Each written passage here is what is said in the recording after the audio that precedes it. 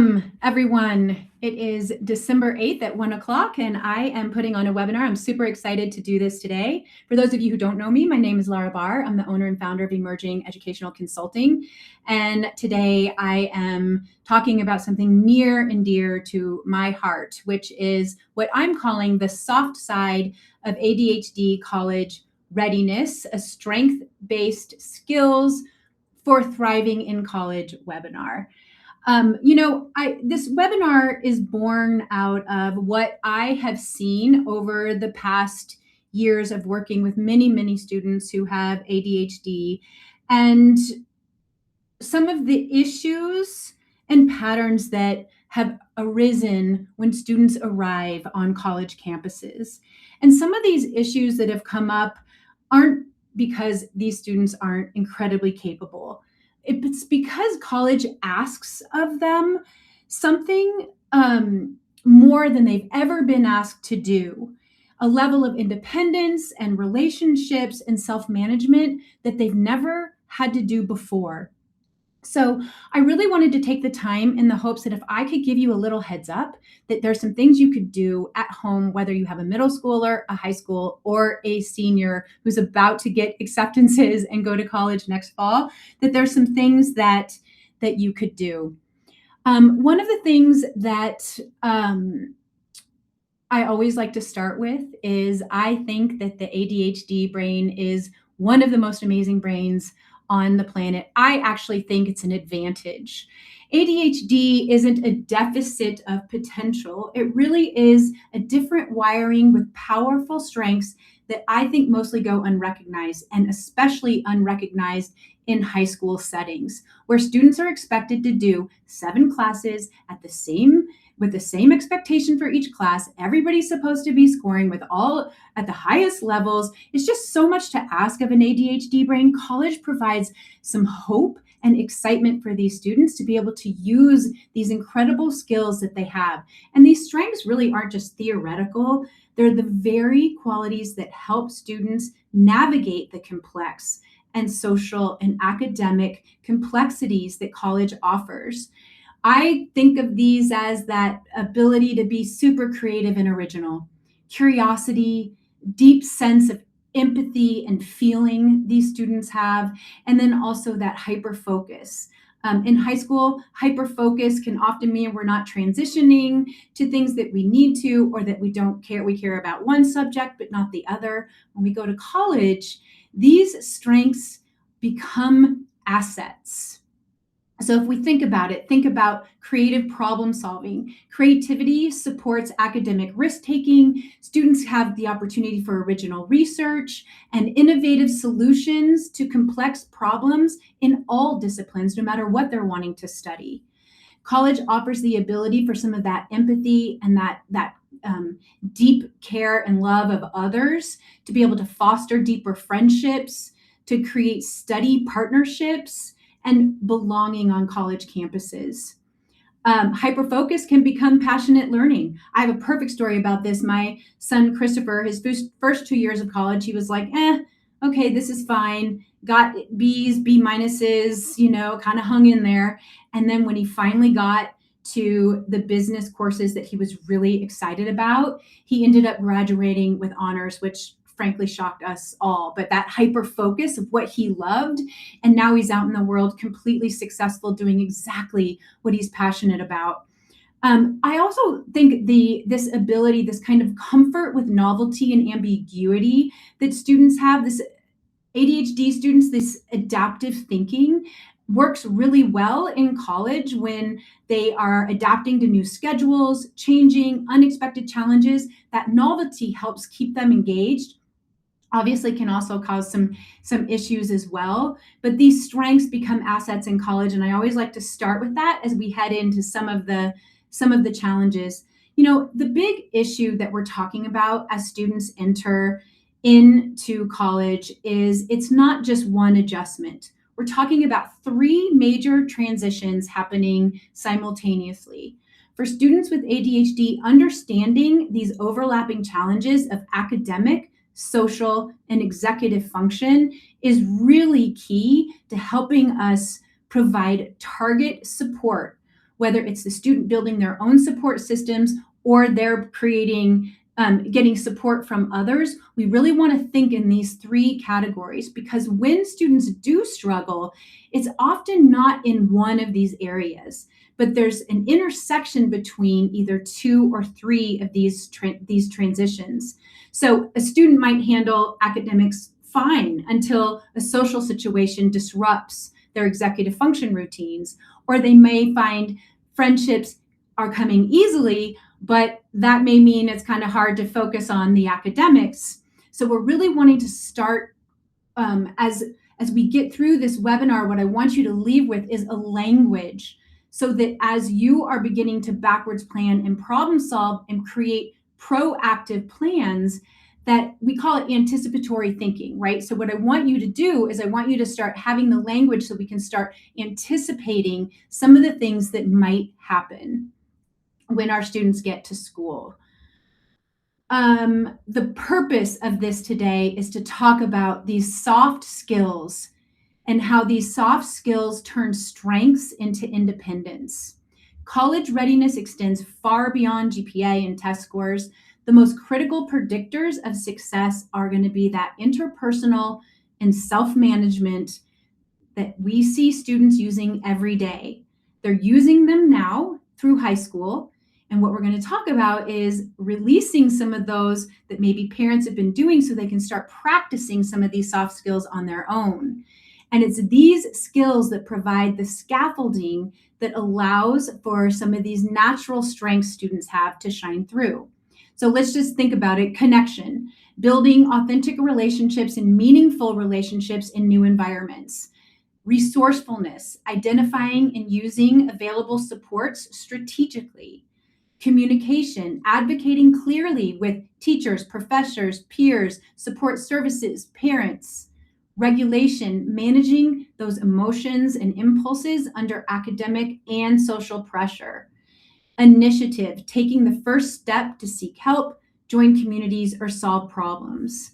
It's going to be in these areas that we are going to see the most growth happen, that leans into that launching that I've been talking about for so many years, and the part that shapes that adult life success, career success, and also just that sense of well-being.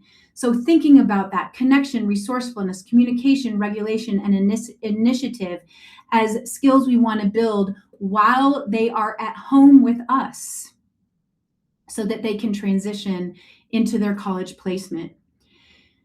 I designed this ADHD college success framework because it's another way to think about using language to support success. So the way that I think about this kind of these overlapping circles is self-awareness is the number one thing, these soft skills that we want to build. Because if students can understand their diagnosis, they can understand their learning profile, they can understand their strengths, they can understand their challenges, and they can talk about it, then that's the number one thing I need students to be doing. Then what I want to do is build a structure around that. So what are the habits and the daily rhythm of students that we've created either with them or that they're creating on their own that help build the scaffolding for them to practice these ongoing skills, those soft skills that we just saw in that last slide. So it's self-awareness, structure, skill building. And really, honestly, this is not just for students who have ADHD. I hope that we are all as humans doing this and modeling this for our students every day. Because if we have an understanding and we're modeling our own strengths and challenges, and we're showing our habits and putting structures into place, and then we're consistently adding skills for personal growth, then we're modeling for them what we want them to do and be, and how they want to interact in the world. The skill that I want to focus on most today is this what I have repeatedly talked about is kind of building connection and being able to use students' resources to build authentic friendships. To date, most students who are in high school have had the experience of building friendships because maybe they have friends on the block that they've grown up with, or maybe they have cousins, or maybe they are on a sports team and have come across people that they've become friends with. In college, friendships don't happen that way because they're novel, they're brand new. Nobody in college rarely is coming in with a whole set of friendships. And honestly, if they are, I feel kind of sad for them because this is one of the hugest growth factors and opportunities for students to practice what we call social capital. Many students with ADHD have issues with social pacing, working memory and conversations, consistency needed to deepen those relationships. They may struggle with details of remembering from previous conversations or following up on plans that were made or not showing up on time. None of this means, these things don't mean that they're not capable of it. It means that students need strategies. And I'll tell you right now, from raising 4 kids who have been in college and all the students that we've worked with over the years, social capital and building it is the number one reason these students are in college. They are there to be and have friends. But one of the things that I've noticed is that we're doing so much preparing around academics, executive function. We're forgetting that these are the skills that they are going to that are going to make or break their first days, months, experiences. So one of the things that I've come up with are just a few reflective questions. I mean, these are just touch the surface. I actually will go through them, but I'll have Sarah, who is moderating this webinar today, and she's going to be at the end. We're going to have an opportunity for people to answer questions. But one of the things I've used for years are conversation cards with students. And you can get them on Amazon. There's so many different kinds. I actually just bought my son, Devin, who's returning from he's been gone for 4 months. For Christmas, I put him in a stocking stuffer. But really, they're just conversation starters for all scenarios that I think is great for parents to use with students because it helps social story, different scenarios and questions students can be asking to get to know each other. So that's one of my favorite tools. But the other kind of things we want to be talking about with our kids are what helps students feel most at ease when you get to know someone new. These are questions you can sit at your conversation starters you can have with your students, and then you can also answer these questions yourself. Which qualities and friendships help you feel grounded and understood? What's a way you might open a door to connection in a new setting? How do you know when you want to spend more time with someone?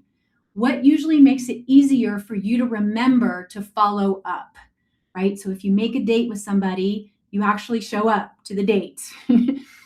One of the things that I see happen the absolute most with all of my students, and this is neurodiverse, all students, is this desperation the first weeks of college to glob on to a group of friends, whether it's the roommate or the kids on the hall, and not pre-planning ahead of time all the different ways students will build social capital. Will that be sorority, fraternity? It could be the hall. It could be making sure you're going and attending different events that are being offered by the RA. Is it clubs that you've pre-looked at and know exactly when they're going to meet and it's on your calendar, so you're going to 2 or 3 different clubs? Are you attending study groups with the students in your classes? So we're really wanting to have students kind of build their social confidence by stepping out of their comfort zones in small, manageable ways, role-playing social scenarios, setting small, achievable goals on campus before they go that is casting a wide net. We also want students to start building some acumen around deciphering those unwritten rules and also written rules. By the way, one of the biggest and wonderful pieces of advice that we give students is to actually read the code of conduct. What does it mean what happens if you cheat, and what is cheating anyway?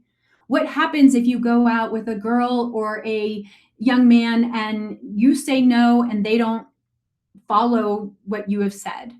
Like there are a lot of rules on the code of conduct that I think students don't even understand or know what that means, or even ask questions about that I think is crucial for parents to do before their kids go to college. Finding your tribe. We've talked a little bit about this, like connecting with like minded individuals or groups who share interests and can provide a sense of belonging. This sometimes takes a while. It doesn't happen in the first week, it doesn't happen in the second week. But if students are persistent and they keep trying, they often will find themselves less likely in that situation when the roommate ends up bailing on the friendship after the second week because she or he found a boyfriend and doesn't come back to the room again. Like things like that do happen. I also think building these skills around managing rejection sensitivity.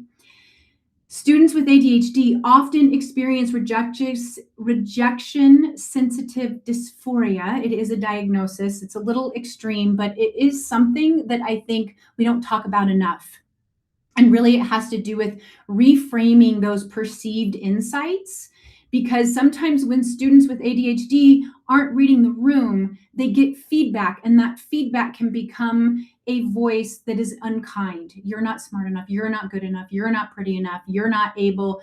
And what we don't want to have that, we don't want that voice to overtake the voice that's you are beautiful, you are perfect just the way you are, you can grow in these situations. So having a plan to talk about your students, like what happens if this happens, if this scenario occurs, then what will you do? And naming it, that there's something called rejection sensitive dysphoria. And if you have those voices, recognize them as such. So one of the things that can happen, many of these students have these scenarios, and the students who are prepared are the ones that are less likely to get that sense of overwhelm or burnout. But students with ADHD can quickly become overwhelmed and burned out quickly without plans.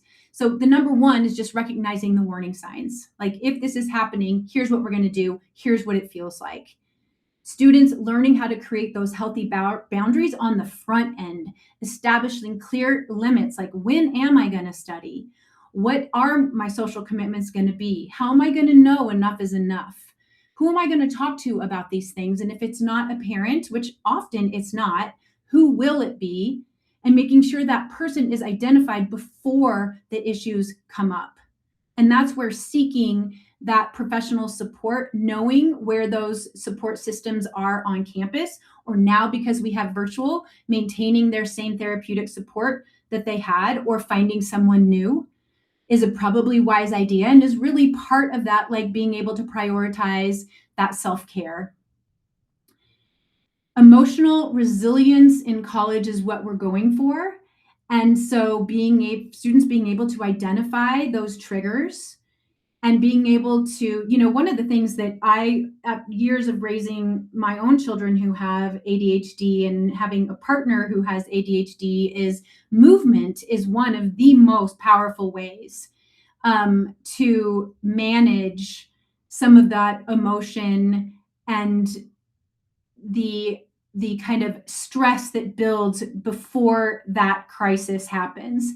So really integrating movement, breaks, breathing, physical activity, quick walks, those kinds of things, building that kind of when you have the trigger to create that break initially right from the beginning. And then it's like cultivating that support network, not just one person.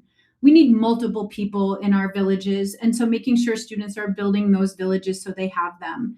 And then practicing that cognitive reappraisal. We just talked about that, right? Like when you have that voice in the head, the monkey on the shoulder, where's the monkey on the shoulder who's saying, that doesn't work. That is not the you I know. Reframing setbacks as learning opportunities rather than failures. I'm just going to go through this one really quickly, but I want every family before a student goes to college to have a crisis plan, and then also to have the prevention plan, and then also the response. So, what does it look like if you do not take your medication? What happens if the medication doesn't get there or you don't get there on time and you are having a medical reaction? What happens if a boyfriend does break up with you who you've been dating and you can't get to class? What is going to happen if you go to a party and you drink too much? What is going to happen if we need to have a crisis prevention plan and response, and we need to know where is the local hospital. We need to know where the local medical center is, and we need to know how students are going to pay for those things when they get there. What you do not want to do is end up with a situation where you have no idea where to go, what to do, or who to talk to. So really utilizing those campus support systems, that's something parents can do. As soon as you know what college your student is going to go to, you can look that up and kind of take that on for your student and then engage them in that conversation. So I think really being clear of knowing when to involve other people, to understand the tipping points and where external help is necessary and when you think you can handle it on your own. This is a critical piece that can reduce the feeling of a crisis if you already have a plan before the crisis occurs. Building independence gradually. The reason I want to have this webinar, and I have some version of this every year, is because independence happens gradually over time. It doesn't happen the day they go to college. If you have a student right now who is a senior and they are getting ready to go to college in next September, there should be a very conscious decision right now to be thinking about how you are shifting responsibility that you have taken on to them. So, gradually transferring daily management tasks from parents to students, including scheduling appointments, managing finances, organizing academic work, moving from external reminders to intrinsic motivation. If that is not happening now, or your student isn't able to do that yet, that is a red flag that needs to be addressed.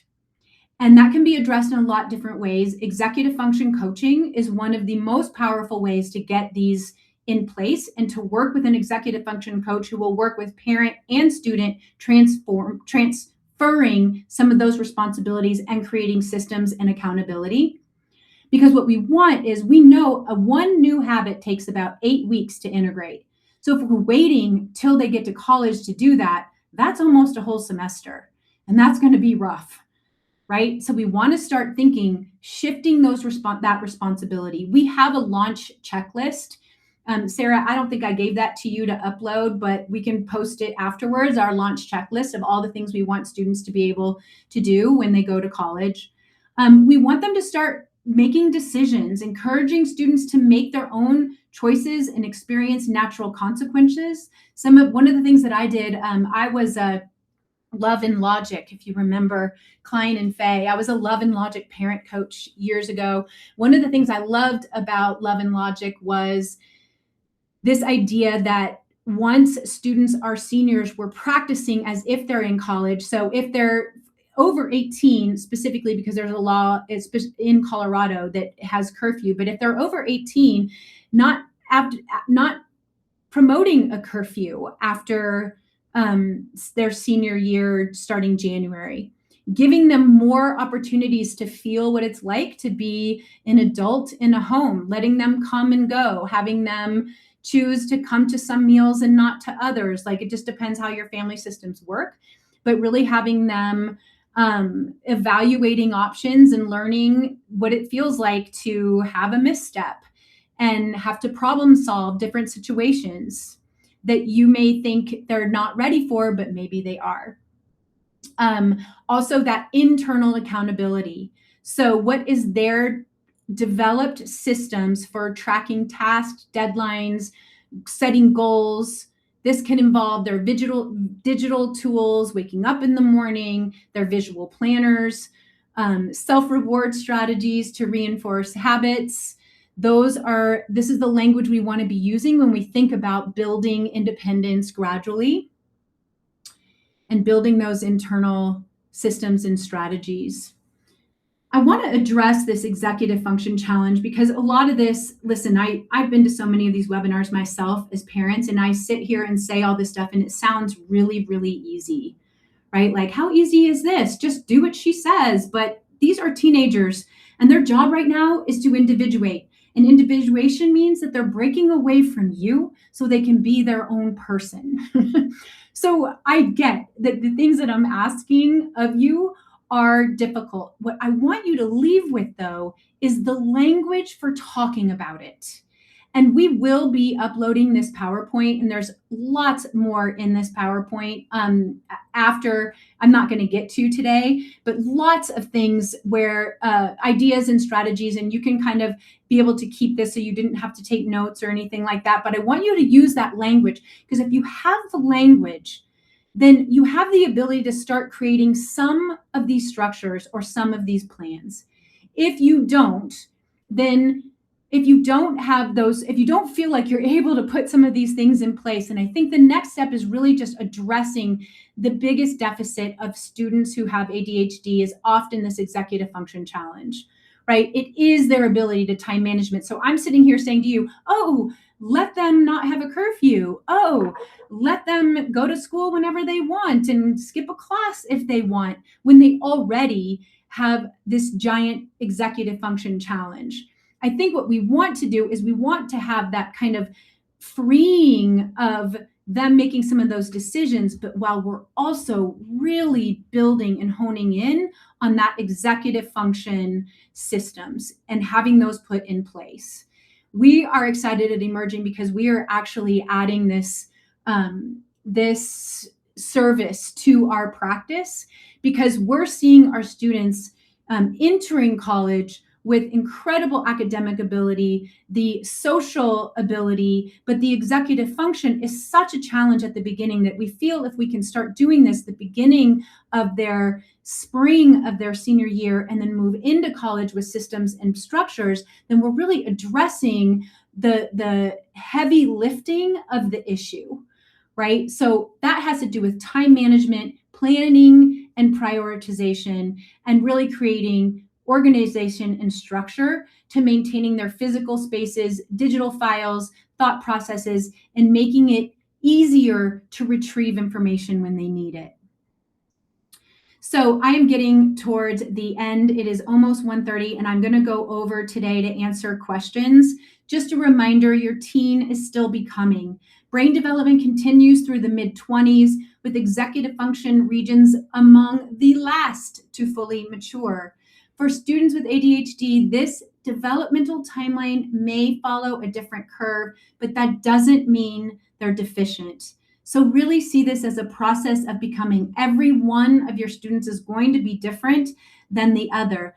It's just that all we want is for each of them to have a plan. So, okay, Sarah, are there any questions for me? We don't have any questions yet, but let's give folks a moment to put them in the chat if they have them. If anybody has questions, you can kind of put them in there, and then I'll just go ahead and just say next steps and resources. Remember, we're progress, not perfection.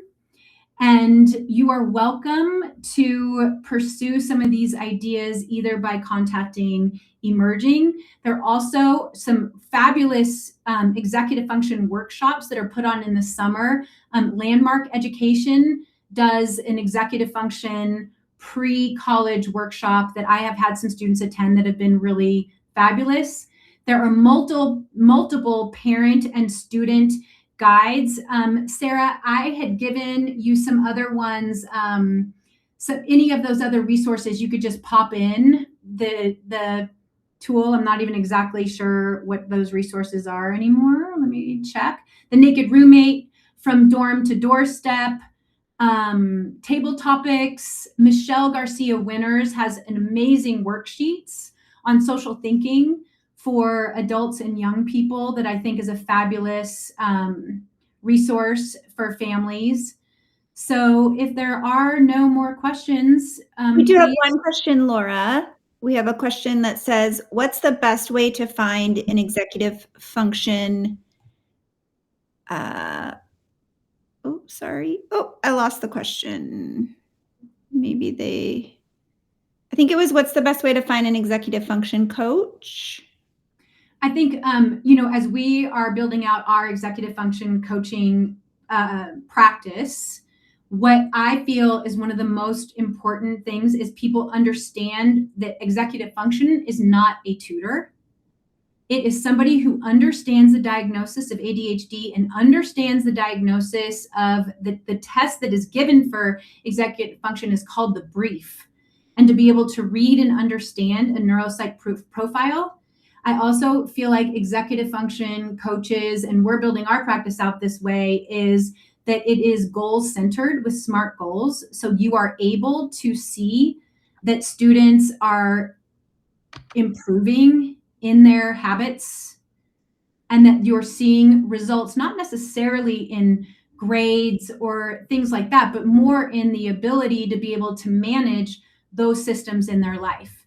It's hard for me to imagine in-person executive function because so much of students today is managing their digital world for school. Let's put it that way. For home, it's a little bit different.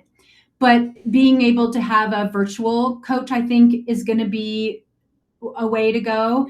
And honestly, the best way to find executive function coach is probably to Google it or call us and I can find you somebody.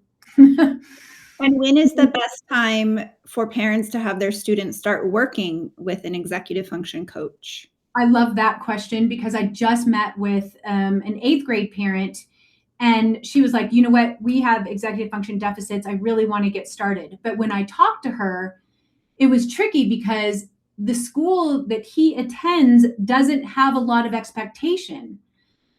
So it was like he was getting his work in and he was doing what he was supposed to do. And while he was doing it the night before, he was still getting it done. But there was no platform for us to create and to practice. Because what you want to do is you want to practice in the systems that are currently happening. So it's like you're doing the EF coaching while you're addressing the actual real situation and problems that are being dealt with.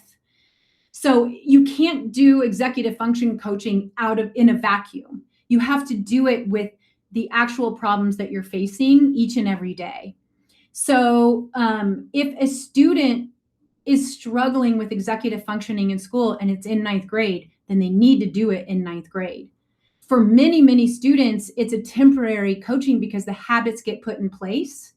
But then what happens, go back to my the visual of this kind of academic, social, executive function. What happens is the demands increase each year.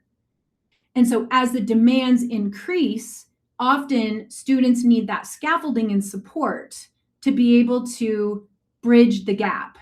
So sometimes it's like the beginning of each semester or a transition to college. But if students have systems in place, often they can transfer those. It just depends on the student.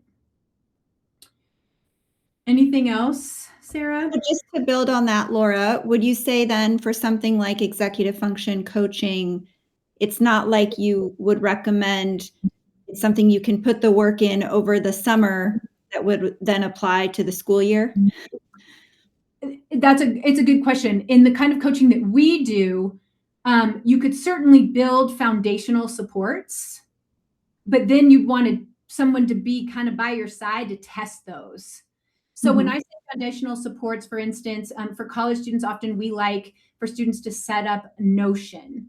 And Notion is a way to organize and keep track of systems. So you could do the setup of Notion and you could do some imaginary things. We want them managing their email, creating folders, Google files, things like that. So those are foundational things that we can do. We can also start talking about daily habits of the Pomodoro method or time management, because there's things students do over the summer, even if it's just reading a book, 25 minutes on, 10 minutes off, 25 minutes on, 10 minutes off, right? Like, what do those kind of skills look like? So, certainly you could do that, but the test is going to be when you're applying those skills, transferring those skills to the real world experiences, right? So I would say a summer coaching could be beneficial if we knew where they were going to school, we knew what classes they were going to take, and we knew what kind of habits they needed to work on. I think it could be highly beneficial.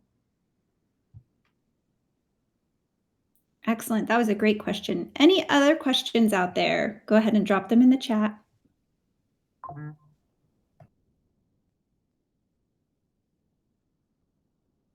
All right. Well, these are always a little bit awkward for me because I can't see anybody. I can't see myself. I'm just looking at my screen and my PowerPoint. But I'm really grateful for those of you who came today, and I'm going to be continuing this series on ADHD and executive function.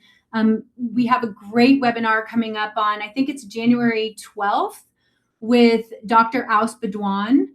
He is kind of a leading expert in this area. We've been working together for the past 15 years, and he's going to bring one of his psychologists on, and we're going to dig deep kind of into the nitty gritty of what is executive function and the strengths and challenges of that profile. So please join us on January 12th. I think it's probably, if it's not posted, it's going to be posted in the next couple of days. So please join us, and we'll see you then, and have a wonderful holiday season. Thank you.